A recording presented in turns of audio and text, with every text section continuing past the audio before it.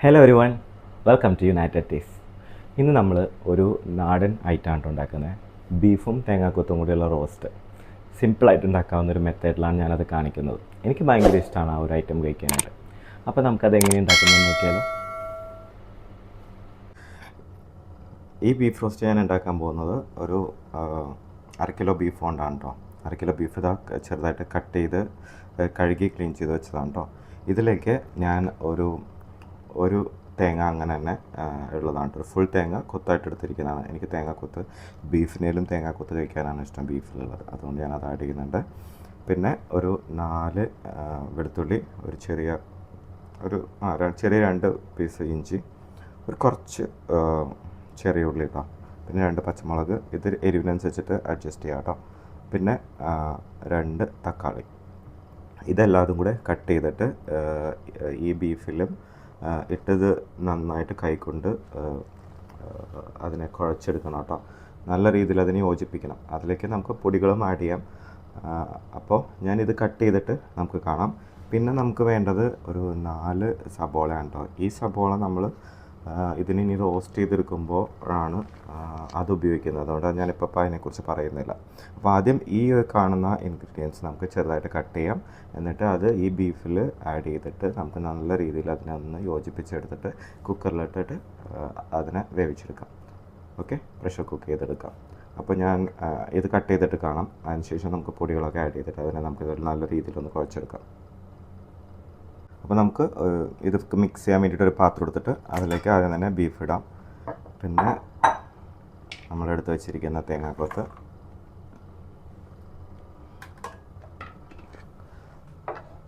പിന്നെ നമ്മൾ ഇപ്പോൾ കട്ട് ചെയ്ത് വെച്ച ഈ വെളുത്തുള്ളി, ഇഞ്ചി, ചുവന്നുള്ളി, പച്ചമുളക്, തക്കാളി ഇതെല്ലാതും കൂടെ ഇട്ട് കൊടുക്കാം. ഇതും വളരെ പെട്ടെന്ന് ഉണ്ടാക്കിയെടുക്കാവുന്ന ഒരു ഐറ്റമാണ് കേട്ടോ. ബീഫ് ഇങ്ങനെ എല്ലാതും കൂടി ജസ്റ്റ് കട്ട് ചെയ്യുക, കുക്കറിൽ വേവിച്ചെടുക്കാം. അതിന് ശേഷം റോസ്റ്റ് ചെയ്യുമ്പോൾ ഇച്ചിരി ടൈം എടുക്കും ആ ഒരു സബോള വാടി വരാനായിട്ട്. അപ്പോൾ നമുക്ക് അത് ചെയ്യാം. അതിനകത്തേക്ക് നമുക്ക് മഞ്ഞൾപ്പൊടി, ആവശ്യത്തിനുള്ള മഞ്ഞൾപ്പൊടി ഇട്ട് കൊടുക്കാം. ഇതിപ്പോൾ ഒരു ടീസ്പൂണാണ് ഞാൻ ഉപയോഗിക്കുന്നത്. ഇതിലേക്ക് ഒരു 2 ടീസ്പൂൺ മല്ലിപ്പൊടി ആഡ് ചെയ്യുന്നുണ്ട്.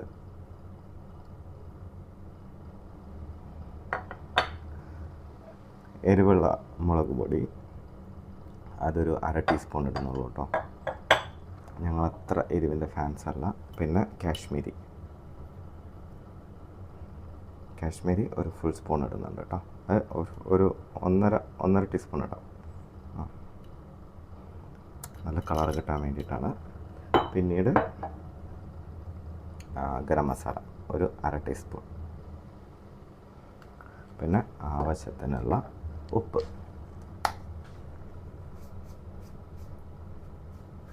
ഇതും കൂടി ആഡ് ചെയ്ത് കൊടുത്തിട്ട് നമുക്ക് കൈയൊക്കെ കഴുകിയതിന് ശേഷം കൈകൊണ്ട് നല്ല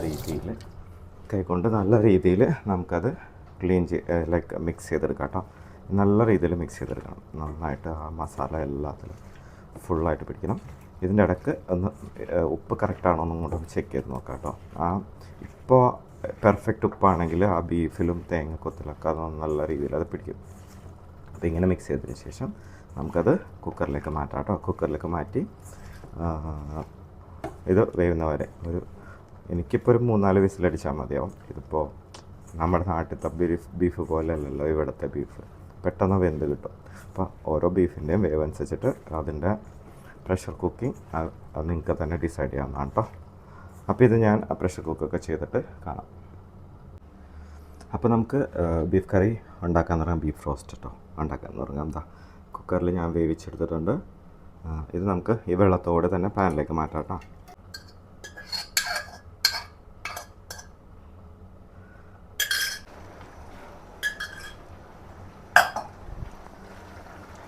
പിന്നെ നേരത്തെ ഞാൻ കാണിച്ച ആ സബോള കട്ട് ചെയ്ത് ഒരല്പം ഉപ്പിട്ട് ഇങ്ങനെ തിരുമ്മി വെച്ചതാണ് കേട്ടോ. അപ്പോൾ ഇതൊന്ന് ഈ വെള്ളം ഒന്ന് റെഡ്യൂസ് ചെയ്ത് വരുമ്പോഴത്തേക്ക് ഇത് നമുക്ക് ആഡ് ചെയ്ത് കൊടുക്കാം. എന്നിട്ട് ഇത് ഒന്ന് വാടി വരുന്നത് വരെ, നല്ല ബ്രൗൺ കളറൊന്നും ആവണ്ട, ആ ഒരു ഷേപ്പിലേക്ക് വാടി വരുന്നത് വരെ നമുക്കിത് റോസ്റ്റ് ചെയ്തുകൊണ്ടിരിക്കാം. ബീഫിലത്തെ വെള്ളമൊക്കെ വറ്റി വന്നിട്ടുണ്ട്. അപ്പോൾ നമുക്ക് ഇതിലേക്ക് ഇനി നേരത്തെ കട്ട് ചെയ്ത് വെച്ചിരിക്കുന്ന ആ സബോള ആഡ് ചെയ്ത് കൊടുക്കുക കേട്ടോ. എന്നിട്ട് ഈ പച്ച സബോളയെ നമ്മൾ ഇതിലേക്ക് ആഡ് ചെയ്യുക. ആ പച്ച സബോളയിൽ കിടന്നിട്ട് അതിങ്ങനെ വഴന്ന് വരണം. ഇതിൽ നമ്മൾ ഇതുവരെ ഒരു സബോള ഒന്നും ആഡ് ചെയ്തിട്ടില്ല കേട്ടോ. നേരത്തെ കുറച്ച് ഉള്ളി ആഡ് ചെയ്തതല്ലാതെ പിന്നെ ഓയിൽ നമ്മൾ ആഡ് ചെയ്തിട്ടില്ല ഇതുവരെ. ഇനി ഇത് ഡ്രൈ ആയി വരുന്ന സമയത്ത് കുറച്ച് ഓയിൽ ഒഴിച്ച് കൊടുക്കത്തുള്ളൂ കേട്ടോ. നല്ല രീതിയിൽ നമുക്കിതിനെ മിക്സ് ചെയ്തിട്ട് ഇനിയും ഡ്രൈ ആക്കി കൊണ്ടിരിക്കുക കേട്ടോ. അപ്പോൾ കുറച്ചായിട്ട് കാണാം. ഇത് ഡ്രൈ ആയി വന്നിട്ടുണ്ട് കേട്ടോ. നമുക്കിനി ഈ സമയത്ത് ഇതിലേക്ക് ഓയിൽ ഒഴിച്ച് കൊടുക്കാം കേട്ടോ. ഞാൻ സൺഫ്ലവർ ഓയിൽ തന്നെയാണ് ഉപയോഗിക്കുന്നത്. നിങ്ങൾക്ക് കോക്കനട്ട് ഓയിൽ ഉപയോഗിക്കാം കേട്ടോ. ഇത് ശരിക്കും കോക്കനട്ട് ഓയിലൊക്കെ ചെയ്യണം, പക്ഷേ എനിക്ക് ഇതിപ്പോൾ സൺഫ്ലവർ ഓയിലിൽ ചെയ്യാനാണ് ഇഷ്ടം. സോ കുറച്ച് സൺഫ്ലവർ ഓയിൽ ആഡ് ചെയ്തിട്ടുണ്ട്. ഇതിൽ നല്ല രീതിയിൽ ഇനി അതിനെ നമുക്കൊന്ന് ഡ്രൈ ആക്കി എടുക്കാം. ഓക്കെ, നന്നായിട്ട് മിക്സ് ചെയ്തിട്ട് അതിനെ ഈ സബോളയൊക്കെ ഇപ്പോൾ ഒരു പച്ച തന്നെയല്ലേ, അതൊന്നും നന്നായിട്ട് വാടി വരണം. ഓക്കെ, അതുവരെ നമുക്ക് ഇതിനെ മിക്സ് ചെയ്തുകൊണ്ടിരിക്കാം. നമ്മുടെ ഐറ്റം റെഡി ആയിട്ടുണ്ട് കേട്ടോ. നോക്കൂ, സബോളയൊക്കെ നല്ല രീതിയിൽ വാടി വന്നിട്ടുണ്ട്. ഇത് ഞാൻ അധികം ഡ്രൈ ആക്കുന്നില്ല. എനിക്ക് ഈ ഒരു നനവോടെയാണ് ഇഷ്ടം. ഇത് നിങ്ങൾക്ക് വേണമെങ്കിൽ ഇനിയും കുറച്ച് നേരം കൂടെ ഡ്രൈ ചെയ്ത് കഴിഞ്ഞാൽ ഇത് ബ്ലാക്ക് കളറായിട്ട് വരും. അതുവരെ ചെയ്യാം. ഞാൻ ഇത് ഈ ഒരു സ്റ്റേജിൽ സ്റ്റോപ്പ് ചെയ്യാണ്. അപ്പോൾ നിങ്ങൾക്ക് ഇനിയും വേണമെന്നുണ്ടെങ്കിൽ കുറച്ചും കൂടെ വെച്ചിട്ട് ഇത് ഡ്രൈ ആക്കി എടുക്കാം കേട്ടോ. അപ്പോൾ ഇതാ നമ്മുടെ ബീഫും തേങ്ങാക്കൊത്തും കൂടിയുള്ള റോസ്റ്റ് റെഡി ആയിട്ടുണ്ട് കേട്ടോ. സിമ്പിളാണ്, നമുക്ക് പെട്ടെന്ന് ചെയ്തെടുക്കാം. ഈ ഒരു സബോള, പച്ച സബോള വാടി വരാനുള്ള ടൈം മാത്രമേ കുറച്ച് ടൈം എടുക്കും ദാൻ നോർമൽ. അപ്പോൾ അത് മാത്രമേ ഉള്ളൂ ടൈം ടേക്കിങ്. അപ്പോൾ ബാക്കിയെല്ലാം ഈസി സ്റ്റെപ്സാണ്. അപ്പോൾ നമുക്കിത് സെർവ് ചെയ്യാം. നമുക്ക് സെർവ് ചെയ്യാം കേട്ടോ. നോക്കൂ, നല്ല രസമില്ലേ കാണാനായിട്ട്. സബോളേൻ്റെ ചെറിയൊരു സ്വീറ്റ്നെസ് ഇതിനകത്ത് ആഡ് ആവും കേട്ടോ, പച്ച സബോള ആയതുകൊണ്ട്. പക്ഷെ നല്ല ടേസ്റ്റാണ് ഈ ഒരു ഇതിൽ കഴിക്കാനായിട്ട്, ഈ ഒരു കണ്ടീഷനിൽ കഴിക്കാനായിട്ട്. ഗൈസ് കണ്ടോ, നമ്മുടെ ഐറ്റം റെഡി ആയിട്ടുണ്ട്. എങ്ങനെയുണ്ട് നമുക്ക് ടേസ്റ്റ് ചെയ്ത് നോക്കിയാലോ? എനിക്ക് തേങ്ങാക്കൊത്താണ് കേട്ടോ ഇഷ്ടം ബീഫിനേലും.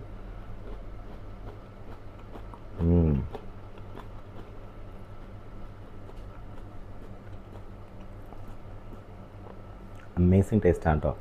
ഇതിപ്പോൾ നമുക്ക് റൈസിൻ്റെ കൂടെ കഴിക്കാം, എന്തിൻ്റെ കൂടെ വേണമെങ്കിലും, അത് നിങ്ങളുടെ ഇഷ്ടം പോലെ. എനിക്കിത് വെറുതെ കഴിക്കാനും ഇഷ്ടമാണ്. അപ്പോൾ ഇത് ട്രൈ ചെയ്ത് നോക്കുക. സിമ്പിളായിട്ടുള്ളൊരു ഡിഷാണ്. ആ പച്ച സബോള ഇട്ടിട്ട് ഒന്ന് വഴറ്റിയെടുക്കുന്ന പരിപാടി മാത്രമേ കുറച്ച് ടൈം ടേക്കിംഗ് ആയിട്ടുള്ളൂ. ബാക്കിയെല്ലാം സിമ്പിളാണ്. അപ്പോൾ ഇത് ട്രൈ ചെയ്ത് നോക്കാം. അപ്പോൾ ഇതിലും നല്ലൊരു റെസിപ്പി ആയിട്ട് അടുത്ത എപ്പിസോഡിൽ കാണാം. അതുവരെ ബൈ ഫ്രണ്ട്സ്.